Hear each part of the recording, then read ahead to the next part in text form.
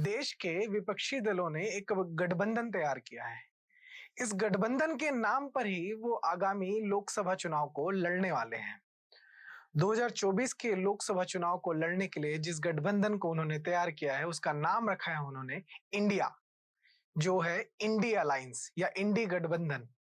इस गठबंधन के एक महत्वपूर्ण नेता और महत्वपूर्ण पार्टी है डीएमके, जिसके नेता हैं एमके स्टालिन, जो कि तमिलनाडु के मुख्यमंत्री हैं। और वहां पे कांग्रेस और डीएमके साथ में मिलकर सरकार चला रही है। डीएमके इस गठबंधन के मुख्य सहयोगी घटक में से एक है और कांग्रेस के पुराने साथी हैं। डीएमके के ही नेता एमके स्टालिन के बेटे उदयनिधि स्टालिन इस तमिलनाडु सरकार में मंत्री हैं और उनका ही कुछ दिनों पहले एक बयान आया था। वह बयान कुछ ऐसा था जिसने पूरे देश में हंगामा मचा दिया। उदयनिधि स्टालिन ने कहा था कि वो सनातन धर्म को खत्म करना चाहते हैं। उन्होंने सनातन धर्म की तुलना डेंगू और मलेरिया जैसे बीमारियों से की थी। और जब पूरे देश भर में इसका विरोध हुआ, उसके बाद उदयनिधि स्टालिन दोबारा आकर फिर मीडिया के सामने ये कहने लगे कि जो मैं कह रहा हूं उस बात पर मैं स्टैंड हूं। उदयनिधि स्टालिन के इस बयान के बाद कांग्रेस के नेता प्रियंक खड़गे, जो कि कांग्रेस के राष्ट्रीय अध्यक्ष मल्लिकार्जुन खड़गे के बेटे और कर्नाटक के मंत्री हैं, उन्होंने भी इस बयान का परोक्ष रूप से समर्थन किया था। उसके बाद कार्ति चिदंबरम, जो कांग्रेस के एक बड़े नेता और भारत के पूर्व वित्त एवं गृह मंत्री पी चिदंबरम के बेटे हैं, उन्होंने भी इस बयान का परोक्ष रूप से समर्थन किया था। इन बयानों के बाद एक कदम आगे बढ़ते हुए डीएमके के ही एक नेता ए राजा, जो कि पूर्व में यूपीए सरकार में जब डॉक्टर मनमोहन सिंह प्रधानमंत्री थे तो वो केंद्रीय मंत्री हुआ करते थे, उस ए राजा ने एक कदम आगे बढ़ते हुए सनातन धर्म की तुलना एचआईवी एड्स और लेप्रोसी जैसे बीमारियों से की और कहा कि हम इसे खत्म करना चाहते हैं। उन्होंने उदयनिधि स्टालिन की बात को आ, लेते हुए कहा कि उदयनिधि स्टालिन ने तो बहुत सॉफ्ट तरीके से सनातन धर्म पे बात की, ये जबकि वास्तविकता में एचआईवी और लेप्रोसी जैसा खतरनाक है। इन सब के बाद, सारी गतिविधियों के बाद जब हंगामा देश में बढ़ता गया, तो डीएमके के अगले नेता तमिलनाडु प्रदेश में शिक्षा मंत्री के रूप में पदस्थ हैं, मौजूद हैं। तमिलनाडु के जो शिक्षा मंत्री है पोनमुडी, उन्होंने एक नया बयान दिया है। उनका कहना है कि वो सनातन धर्म को खत्म करना चाहते हैं और उन्होंने बातों बातों में अपने बयान में, अपने मंच से दिए हुए भाषण में कहा कि जो इंडिया अलायंस बना है, जो उनका इंडिया गठबंधन बना है, उसका मुख्य उद्देश्य ही यही है कि सनातन धर्म को खत्म करना है। सनातन धर्म के विरुद्ध ही यह गठबंधन तैयार किया गया है। उनका कहना है कि गठबंधन के जितने लोग हैं, उनके में आपस में मत भिन्नता हो सकती है, कुछ विषयों पर अलग अलग राय हो सकती है, कुछ विषयों पर अलग अलग मत विमत हो सकते हैं, लेकिन सनातन धर्म के विरोध के मामले में सभी पार्टियों का मत एक है और इस गठबंधन को सनातन धर्म के विरोध में ही बनाया गया है। यह कहना है डीएमके के एक वरिष्ठ मंत्री का, जो तमिलनाडु सरकार में शिक्षा मंत्री के रूप में अभी मौजूद हैं। ये पूरी घटनाएं जब सामने आती है, इस तरह के बयान जब सामने आते हैं, तब सबसे बड़ा सवाल यह आता है कि मुख्य विपक्षी पार्टी कांग्रेस वो क्या कहती है। कांग्रेस ये जरूर कह रही है कि ये डीएमके का अपना बयान है, लेकिन उनके ही अपने नेता, उनके ही पार्टी के राष्ट्रीय अध्यक्ष के बेटे इसका परोक्ष रूप से समर्थन करते हुए नजर आ रहे हैं। उनके ही पार्टी के नेता अलग अलग सोशल मीडिया हैंडल से अलग अलग तरीके से इन बयानों को आगे बढ़ाते हुए नजर आ रहे हैं। उनके ही पार्टी के पदाधिकारी इन बयानों को कहीं ना कहीं एंडोर्स करते हुए नजर आ रहे हैं। तो आखिर ये क्या कहना चाहते हैं? क्या जो तमिलनाडु के शिक्षा मंत्री ने बयान दिया वो सच है कि जो इंडी अलायंस हुआ है, जो इंडी गठबंधन है, क्या वो सच में सनातन धर्म के विरोध में बनाया गया है? और ये प्रश्न इसलिए भी उठते हैं क्योंकि इस गठबंधन में जो दल मौजूद है, उनका जो इतिहास रहा है, वो कहीं ना कहीं हिंदू विरोध और मुस्लिम तुष्टीकरण का रहा है। कांग्रेस पार्टी का हिंदू विरोध किसी से छुपा हुआ नहीं है। जो पार्टी एफिडेविट में ये कहती थी कि राम सेतु को तोड़ दिया जाना चाहिए क्योंकि राम एक काल्पनिक पात्र है, उससे आप और क्या एक्सपेक्ट कर सकते हैं?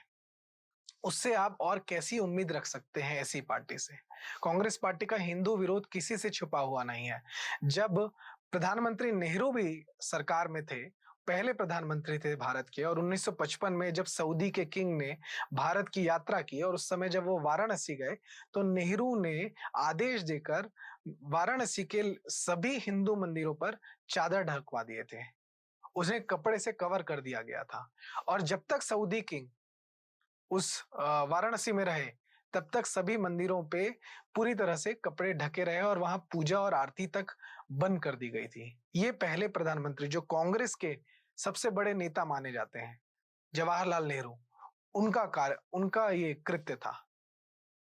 उस कांग्रेस पार्टी से हम क्या अपेक्षा रखें जो खुलेआम हिंदू विरोध की बात करती है? और इस गठबंधन में जो नेता है, लालू प्रसाद यादव से लेकर नीतीश कुमार तक, अखिलेश यादव से लेकर डीएमके तक, महबूबा मुफ्ती से लेकर फारूक अब्दुल्ला तक, ये सभी वो नेता हैं जो मुस्लिम तुष्टीकरण की राजनीति करते हुए अपनी पूरी राजनीति को चला रहे हैं।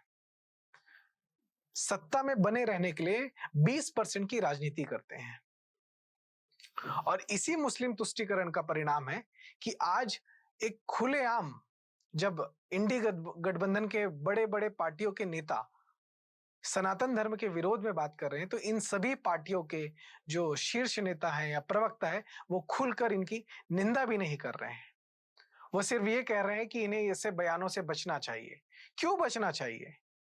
सिर्फ इसलिए ताकि इंडी गठबंधन जब चुनाव पर जाए, जब वोट मांगने के लिए जाए, तब उनको नुकसान ना हो, इसलिए वो कह रहे हैं कि इन्हें ऐसे बयानों से बचना चाहिए। लेकिन क्या खुले तौर पर स्पष्ट शब्दों में किसी भी इंडिया अलायंस के नेता ने इनकी निंदा की, क्या आलोचना की? सभी बस यही कह रहे हैं कि इन्हें ऐसे बयानों से बचना चाहिए। हिंदू हितों की बात करने वाली शिवसेना, जो कि अब उद्धव ठाकरे के नेतृत्व में चल रही है, उस शिवसेना ने भी कहीं भी तरीके से खुले तौर पर इसकी निंदा नहीं की। एक प्रदेश के कांग्रेस के नेता इसका विरोध करते दिखाई देते हैं, तो एक प्रदेश के कांग्रेस नेता इसका समर्थन करते हुए दिखाई देते हैं। ये डबल स्टैंडर्ड अब इस देश में नहीं चलेगा। पब्लिक इस चीज को समझ रही है। कहीं ना कहीं से ये सारा जो गेम चल रहा है, ये सारा जो नैरेटिव चल रहा है, ये जो सारा विमर्श बनाया जा रहा है, वो यही है कि पहले इन्होंने कहा कि हिंदुइज्म वर्सेस हिंदुत्व, अब ये सनातन वर्सेस हिंदुत्व ला रहे हैं। ये हिंदुओं को सनातनियों से अलग करने की बात कह रहे हैं। ये पहले कहते थे हिंदुत्व अलग है, हिंदू अलग है। अब ये कहने लगे हैं सनातन अलग है और हिंदुत्व अलग है।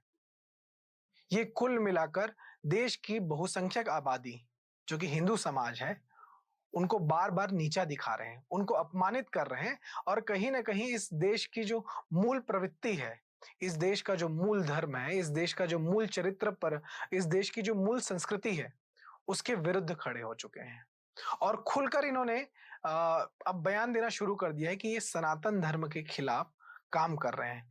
इनके ही जो गठबंधन के नेता हैं, वो अब खुलकर कह रहे हैं कि इनका गठबंधन ही सनातन विरोध में बना हुआ है।